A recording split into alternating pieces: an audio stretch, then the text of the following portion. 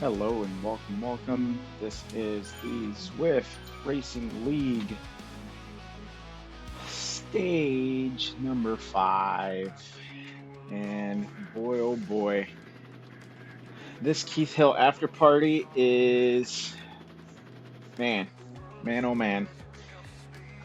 It was definitely an interesting race. The way, so prior to this race, I had not known what an after party stage was. I'd raced a couple of them, didn't think anything of it. One of the ones that I raced was the I think Queens Hill after party, something like that. And I thought, like, man, why do they save this sucky climb to the end? And then watching Rob Zwifty Zwifters recon for this stage, he noted that basically the after party stages are uh, have some steep hills at the end, which that was a new one for me. No matter how long I've been on Zwift, that's still learning stuff. So Keith Hill after party, as you can see, pressure started off a little strong. Going into the 400 watts here just to keep up with the front group, which I thought was a little insane, considering Keith Hill is, for me, the last time I did it, which was for the Flamme Rouge Racing in October November timeframe. It took me about 16 plus minutes to get up the hill, so I was fully expecting this to be a harder, climb and a harder race. It's 36 and a half kilometers ish, so fairly long stage in comparison to some of the Z racing stages I've done, but at the same time, it's still not terrible. And so as we start to head through London, I fall off the back just a smidge because I was doing something on my phone. I don't remember what I was doing, but paying attention to my phone, which I shouldn't have been at the moment. And I think I was trying to change my view. So I was playing around with the view a little bit while I was racing. Oh no, that's what it was. I forgot to turn on sauce. And so I had to remote onto my laptop to turn on sauce, um, because I didn't want to stop. So here we go into the middle of the pack.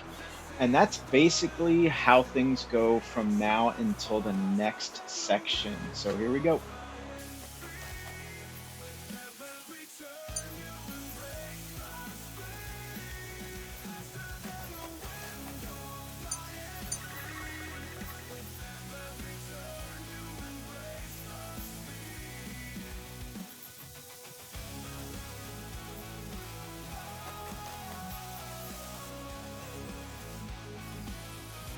So as we hit this corner, which is just before the sprint, I'm keeping an eye on, where we're at on the sauce map, and I see the sprint banner come up, and I had decided early on I was going to push as hard as I can on the sprint.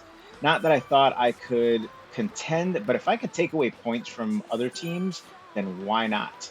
So I push out a little over 1,000 watts and held it for quite a bit of time. I held it longer than I thought I would, and so ended up, having to take a quick, a quick break in between because, as you know, I can't hold my sprints for that long, and then do a second little burst as I almost forgot to use my arrow power up, which was, I was scared because I noticed that I didn't use it, which means if I failed to use it, then I would have crossed the line and not gotten the feather, which I absolutely needed on the Keith Hill climb. But there you go. I ended up in 27th place on the sprint, which, considering, I thought was fairly good. Out of 72 people, not bad. Um, so as the group starts to form up together again, we just, again, the pace this race was mixed. Sometimes we'd go hard, sometimes it was far too easy. Like, I was hovering in the 170s, 160s inside the pack for a while. And so I decided to, push my luck and see if I can get myself on a breakaway, and I'm going to fast forward to that right now. So, like I mentioned before, my power was, we were staying pretty reasonable. And so as we kind of came up to this turn, I was already starting to go off the front a bit. I started putting a little power, pushing my power up just a little bit into the mid 200s, and started realizing I started floating off the front. And so I was just like, you know what? I'm going to keep this up. I'm going to see how far they're going to let me get out before, they decide to reel me back in. And so little by little, I'm creeping up, creating a gap, a few meters at a time. Right now I'm about 4-ish, 5 meters. I know you can't really see it because of the energy, chart at the bottom. I'm holding mid 300s, kind of looking at it as doing a pull in a time trial, and just kind of like, what, I'll put a little bit of pressure. I've, I'm also looking at the terrain map. I know that I got a little bit of a flat top here and then some downhill, and I figured, I'll push as hard as I can till I get to that downhill, so that way I can kind of build a little momentum there and see how far I can get out. So right now I'm holding about 2-3 seconds out and still going. And much to my surprise, the gap is increasing. I'm starting to see the names get a little bit smaller at the bottom of the screen. I'm starting to see the gap. I'm looking at the chart and seeing the gap climb up to now 4, almost 5 seconds, and little by little just getting away. And the whole time I'm thinking, like, are they serious, or like, are they gonna let me go? I know I'm gonna burn myself out and I'm not gonna be able to hold this kind of effort for a long period of time. But right now I was only doing mid 200s, upper 200s, which is fairly reasonable. I think I can hold that for a little while, a few minutes. And so as I hit the downhill here, I start to ease up a little bit because I know I can, um, again, keep my momentum without having to work as hard, save a little bit of that energy for the uphill part of this. And then I just start to put that pressure back on, because right now I'm at, 6-7 seconds out, which again was probably the furthest anyone got out, uh, at least to this point in the race. I think a couple people went off a little further than that, but for the most part, the attacks didn't really seem to, do much. And as we started climbing up this hill, I'm in the 300s right now, which I know I'm not going to be able to keep for the duration of this climb. And especially as I'm looking and I'm seeing, like, all right, I'm at 5 seconds, they're starting to pull me back in. They're not they didn't let me go out that far. And because this is an uphill section, they're going to have to work harder to catch me. And so my goal in this race, because our team right now is sitting, towards the bottom end. I think we're in like 9th, 10th place, somewhere around there. My goal is to just make it harder for other people, make people work for it, and kind of, end up in a way stealing points, but also just, keeping the pace tough. And even though right now we've got, 12 kilometers left, or just over 12 kilometers left, I knew that, if I could cause people to lose, so-called burnout matches before we get to the climb, then that's going to help not only my team, but that's going to help other teams that are in contention. And I may not be the guy that people want to ride with, but I'll impact the race somehow, even if I don't win. And so you see the Brazilian team was the first to catch me, and then a couple others come up behind.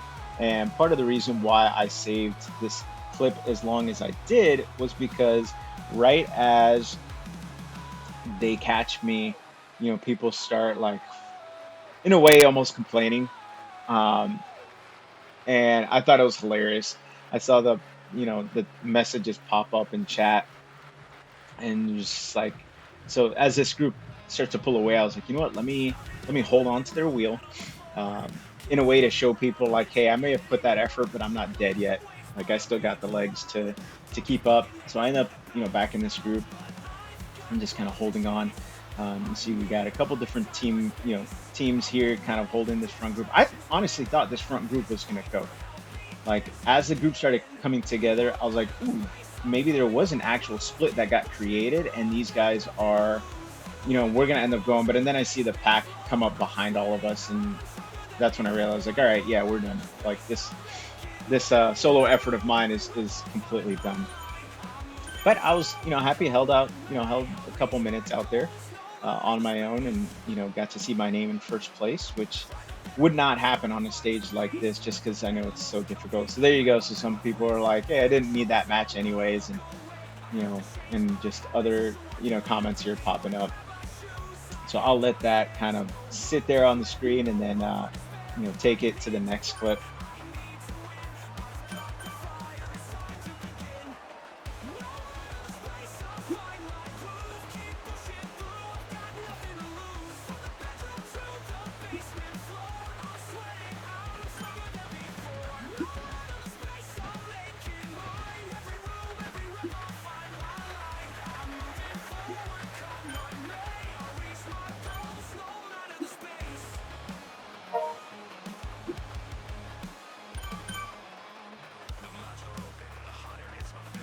All the comments. Here I go again. I'm off the front and decide to put a little more pressure one more time, just to see if anyone would react. I wasn't going to push myself as hard as I did previously. I wanted to just get like a meter or two out and see whether or not, um, they were going to try and take me back right away, or if they were going to let me go as I did previously. But did not happen. I ended up easing back just a bit and kind of grinning to myself, because I was like, man, I should have done it, but I needed to save the effort for that climb. Like I said before, the Keith Hill after party was brutal, absolutely brutal. The first time around, I rode it for FRR and was not looking forward to doing it again.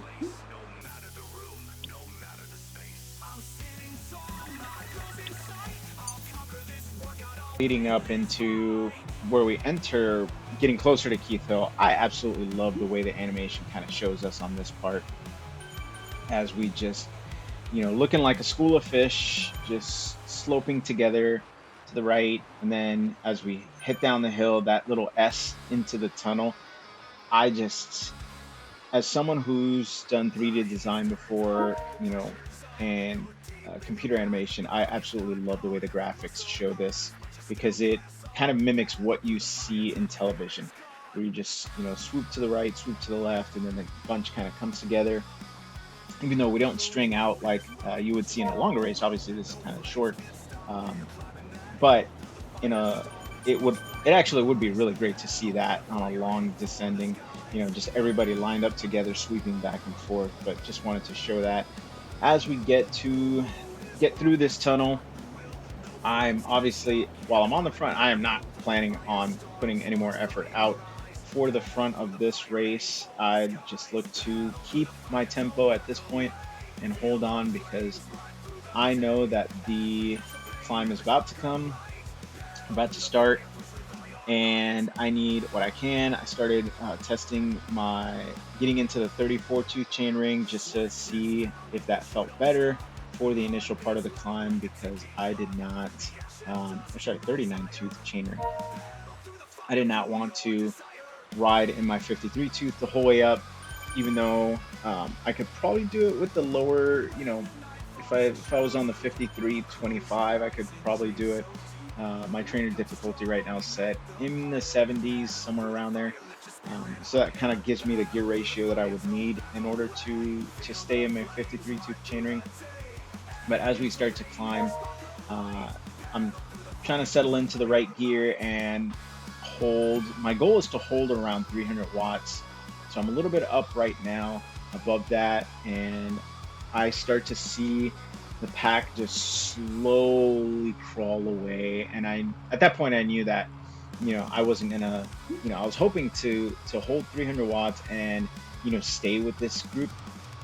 But as I saw people starting to pull away, I, realized very quickly that, you know, that just I'm hoping to not fall all the way to the back.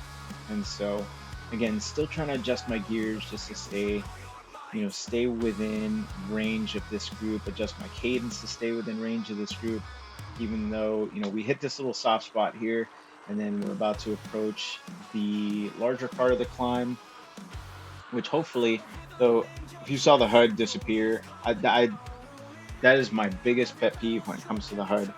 is the fact that on these flat spots, it'll disappear and then pop back up as we start to hit the incline. I like to know what these flat spots look like, and kind of that marginalized gradient, and how it shows it, in the tenth of a percent. I like to know that because that gives me an idea of, you know, where I should be in terms of my gearing.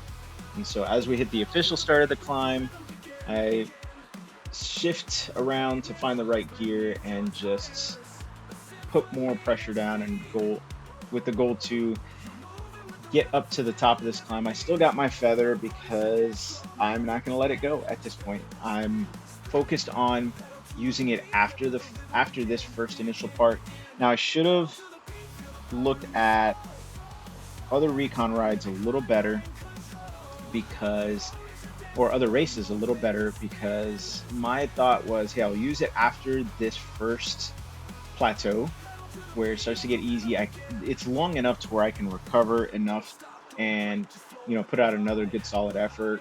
But I should have saved it for the essentially the second half of this climb, if that makes sense. So the second half of this climb is super long and draggy, and there's a small little soft spot in the middle, or just somewhere in the middle, near the middle, that gives you a few seconds rest, and then it hits hard again, and then it's a long, steady 6-7% climb till the very top.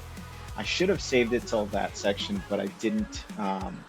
And so I'm gonna speed it up a little bit, just so that way I can talk through what the rest of the climb looks like. And so as we get up above this 8% section, I start to I see this person next to me who's draft with the dirt jersey, and I think, like, okay, I don't know if he's on our team specifically.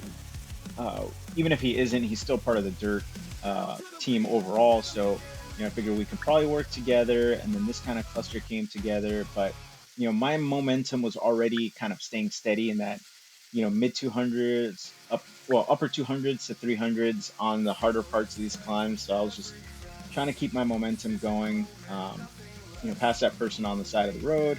And I see this group ahead of me that I was like, you know what, let's see if I can catch them. I use this guy's, even though there's not a lot of, obviously you can see there's not a lot of draft that you get on these kinds of climbs, but you can see my little draft gauge is still in the 1-2 watts savings. That helps. So there's this rider here on our team, JDirom, that I was like, okay, if I can stay with him, I know he's a strong rider, strong climber. If I can stay with him, then I'll be able to get further ahead. So right now, I'm in 36th place. I keep passing people and thinking that I can keep this up. I'm holding the mid 200s now.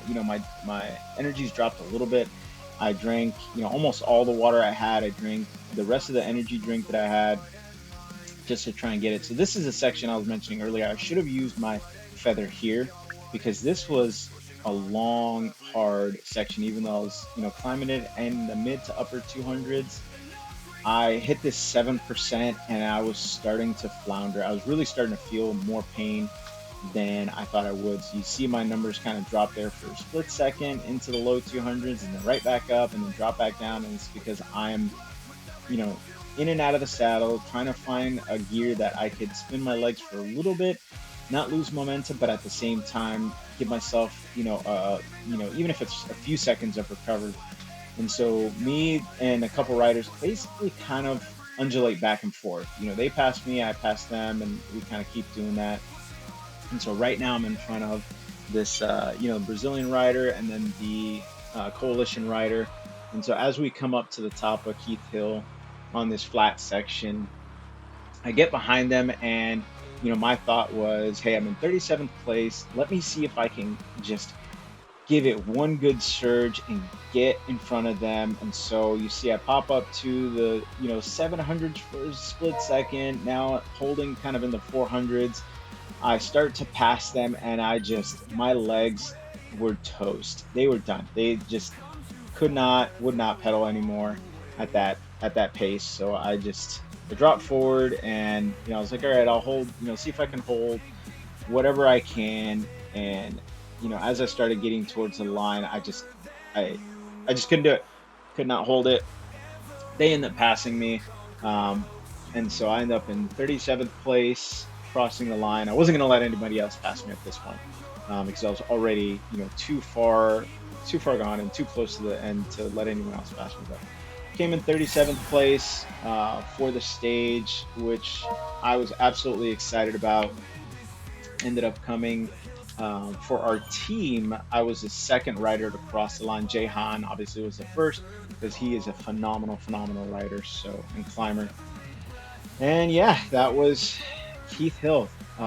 Another new personal best for my 15-second, 10 watts per kilogram for 15 seconds. I was excited, but also baffled at that when I saw it, because I didn't realize I put out that level of power at any moment in the stage. Obviously, the sprint worked, and that's most likely where I got it. But I didn't realize I was holding, 10 watts per kilogram for that long on that sprint. So that's what Zwift is showing me. And again, oh boy, this was a doozy, absolutely doozy of a race.